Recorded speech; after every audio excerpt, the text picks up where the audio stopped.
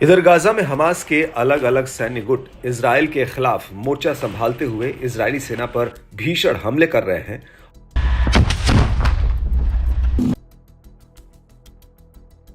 और उधर फिलिस्तीनियों के समर्थन में लेबनान का ईरान समर्थित गुट हिजबुल्लाह भी लगातार उत्तरी मोर्चे पर इजरायली सेना के ठिकानों पर मिसाइल, ड्रोन और रॉकेट बरसा रहा है।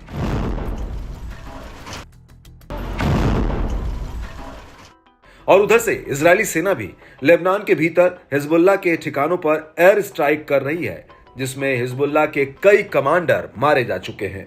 और इन्हीं बढ़ते हुए हमलों से इस मोर्चे पर भी युद्ध कभी भी शुरू हो सकता है।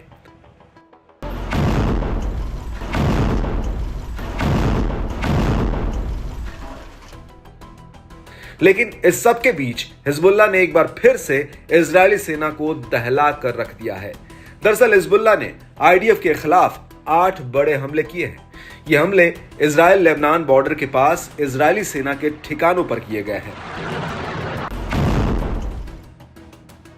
हिजबुल्लाह ने सुबह सुबह रमीम बैरक्स पर बुरकान रॉकेट से हमला किया है, जहां पर इजरायली सैनिक मौजूद थे।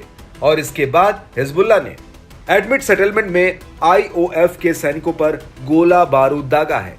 हिजबुल्लाह का कहना है कि इस हमले में इजरायली सैनिकों को भारी नुकसान हुआ है। वहीं खैबत मेयर में हिजबुल्लाह ने आईडीएफ पर रॉकेटों की झड़ी लगा दी।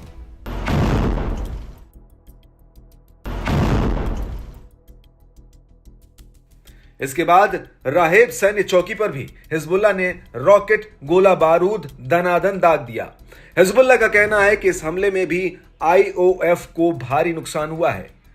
यहां पर इजरायली सैनिक इकट्ठा हो रहे थे और इस हमले के बाद शीबा फॉर्म्स में हिजबुल्लाह ने आईडीएफ की राडार चौकी पर रॉकेट दाग दिए, जो सीधे टारगेट पर जाकर गिरे। इस हमले का हिजबुल्लाह ने एक वीडियो भी जारी किया है, जिसमें कुछ सैनिकों की मूवमेंट दिख रही है। उसके बाद उन पर एक मिसाइल आकर गिरती है, जिससे बहुत बड़ा धमाका होता है। हिजबुल्लाह ने दावा किया कि इस हमले में उसने एंटी टैंक गाइडेड मिसाइल का इस्तेमाल किया है, जिसमें आईडीएफ को काफी नुकसान हुआ है।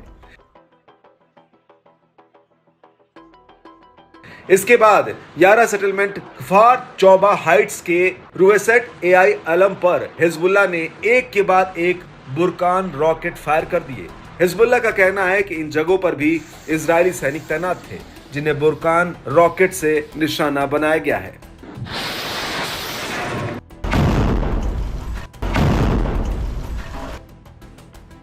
इससे ठीक एक दिन पहले हिजबुल्लाह के सैन्य अड्डों पर 10 बड़े हमले करने का दावा किया गया था। हिजबुल्लाह ने कहा था कि उसके लड़ाकों ने सीरिया के दमिश्क और अलेप्पो पर इजरायली सेना पर फलक रॉकेट दागे थे। यह हमला जल अल अलम और उसके आसपास मौजूद आईडीएफ पर हुआ था। इसके अलावा आईडीएफ ने मेतुला सैन्य अड्डे पर भी एक हमला किया था। इसके अलावा हिजबुल्लाह ने कफार चौबा हिल्स में अल समाका में भी आईडीएफ पर तोप के गोले दागे थे।